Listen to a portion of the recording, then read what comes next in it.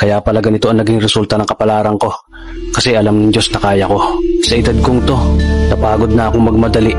Kaya lahat ng ginagawa ko ngayon, ini-enjoy ko na lang. Siguro sa dami na rin ng aking pinagdaanan, napagtanto ko na ang buhay ay mas malawak at mas mahiwaga pa sa mga problemang dumarating sa buhay natin. Tumatanda na tayo, baka sa kakahabol natin sa masagana at maayos na buhay, ay hindi na natin na-enjoy ang buhay. Baka nabubuhay na lang tayo dahil nape-pressure tayo sa sasabihin ng ibang tao. Marami na rin akong mga naging maling desisyon sa buhay, pero lahat yun nagsilbing aral sa akin at natuto ako sa mga pagkakamali ko. May mga taong sobra nating mamahalin at bibigyan ng halaga, pero ibabalik lang sa atin ay kabiguan at matinding trauma. Kaya wag nating lilingunin ng mga taong tulad nila dahil mas payapa kapag hindi ka na interesadong malaman pa kung ano pang balita sa kanila. At wag mong idepende ang sarili mo sa kahit kanino.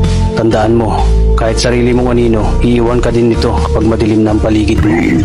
Kailangan natin matutunan na huwag ikumpara ang sarili natin sa iba dahil hindi natin laban ang laban nila. Karera mo to, hindi nila karera. Dahil ang buhay ay hindi naman nasusukat sa kung sino ang mayaman, kundi kung sino ang payapa. Kaya